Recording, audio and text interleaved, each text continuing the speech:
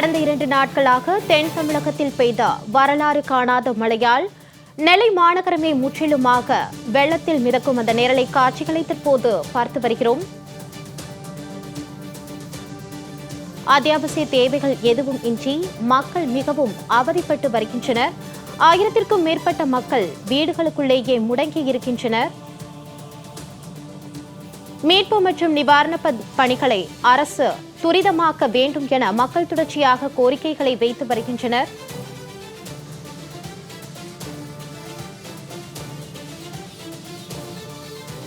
குழந்தைகள் மற்றும் முதியவர்களை வைத்துக் கொண்டு மக்கள் மிகவும் சிரமப்படுவதாகவும் மீட்பு மற்றும் நிவாரண பணிகளை துரிதமாக்க வேண்டும் எனவும் அரசிற்கு தொடர்ச்சியாக மக்கள் கோரிக்கை வைத்து வருகின்றனர்.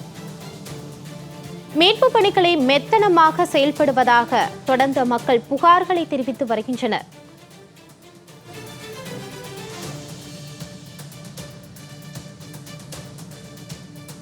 குடியிருப்புகள் முழுவதும் வெள்ள நீர் புகுந்து வெள்ளக்காடாய் காட்சியளிக்கும் அந்த நேரலை காட்சிகளை தற்போது பார்த்து வருகிறோம்.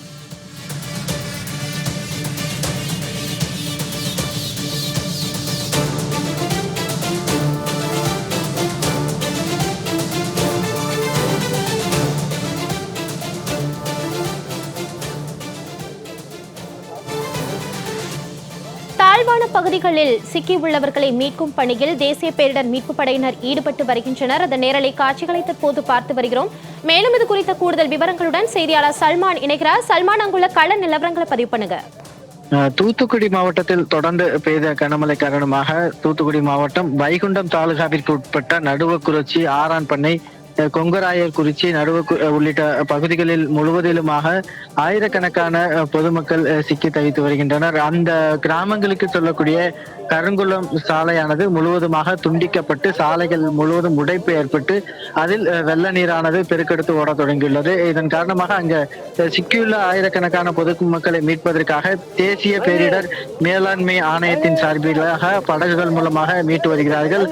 பெரிய அளவிலான படகுகள், உணவுகள், குடிநீர், பால் பாக்கெட் உள்ளிட்டவைகளை பேரிடர் மேலாண்மை ஆணையத்தினர் நேரடியாகவே அந்த படகு மூலமாக எடுத்துச் சென்று ஒவ்வொரு பொதுமக்களுக்கும் வழங்கி வருகிறார்கள். இந்த பகுதி முழுவதிலுமாக முழுவதிலும் விவசாய பகுதிகள் என்பது ஒரு 1000 ஏக்கர் அளவிற்கான பகுதிகளில் முழுவதிலும் வெள்ளம் ஒரு கழுத்தளவிற்கு சூழ்ந்துள்ள நிலையில் அந்த பகுதிகளில் உள்ள கோவில்கள், அதே போன்ற குடியிருப்புகளில் சிக்கியுள்ள ஒவ்வொரு பொதுமக்களுக்கும் நேரடியாக சந்தித்து அந்த தேசிய பேரிடர் மேலாண்மை ஆணையத்தினர் உணவுகளையும் அவர்களுக்கான குடிநீர் உள்ளிட்டவைகளையும் வழங்கி வருகிறார்கள். மேலும் கரையில் இருந்து அங்கு கிராம பகுதிகளுக்கு செல்லக்கூடியவர்கள், அதே மாதிரி கிராம பகுதிகளில் இருந்து கரைகளுக்கு செல்லக்கூடியவர்களையும் தேசிய பேரிடர் மேலாண்மை ஆணையத்தினர் மீட்டு வருகின்றனர். தொடர்ந்து ஒவ்வொரு படகுகள் அனுப்பப்பட்டு ஒவ்வொரு படகுகளிலும் 50 வரைக்குமாக அவர்களை பாதுகாப்பாக அழைத்து செல்கின்றனர். அதே போன்று கிராமங்களில் இருந்தும் மீட்டும் வரக்கூடிய காட்சிகளை தொடர்ந்து பார்க்க முடிகிறது. இந்த கருங்குளம் சாலை முழுமையாக துண்டிக்கப்பட்ட நிலையில் அந்த சாலையை கடந்து செல்லக்கூடிய 5க்கும் மேற்பட்ட கிராமங்கள் முழுவதுமாக துண்டிக்கப்பட்டு அவர்கள் குடிநீர் கூட இல்லாத ஒரு சூழலில் தான் தற்பொழுது தேசிய பேரிடர் மேலாண்மை ஆணையத்தினர் முழுவதுமாக அவர்களை மீட்கக்கூடிய பணிகளில் ஈடுபட்டு வருகின்றனர். தற்போது சல்மான், அந்த தாழ்வான பகுதிகளில் உள்ளவங்களை தேசிய பேரிடர் மீட்புக்குழு மீட்டு வருகின்றனர். அவர்களுக்கு ஏதேனும் அத்தியாவசிய பொருட்கள் ஏதேனும் வழங்கப்பட்டுள்ளதா? நிச்சயமாகவே தேசிய பேரிடர் மேலாண்மை ஆணையத்தினர் சார்பில் கொண்டு செல்லப்படக்கூடிய அந்த படகுகளில் அவர்கள் மூலமாகவே குடிநீர், பால் பாக்கெட், அதே போன்ற உணவுகள் பொட்டலங்களாகவே மடிக்கப்பட்டு அவர்களுக்கு எடுத்து செல்லப்படுகிறது.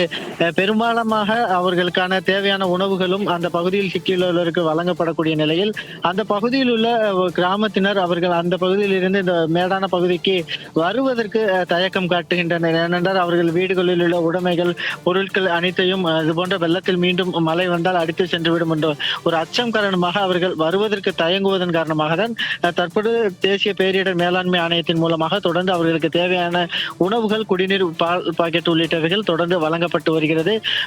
இதுவரைக்குமாக ஒரு 300க்கும் மேற்பட்டோரை அவர்கள் மீட்டு வரக்கூடிய நிலையில் அந்தந்த பகுதிகளுக்கு ஒவ்வொரு வீடுகளுக்காக சென்று பால் பாக்கெட் உள்ளிட்டவைகளை தேசிய பேரிடர் மேலாண்மை ஆணையத்தினர் வழங்கி வருகின்றனர்.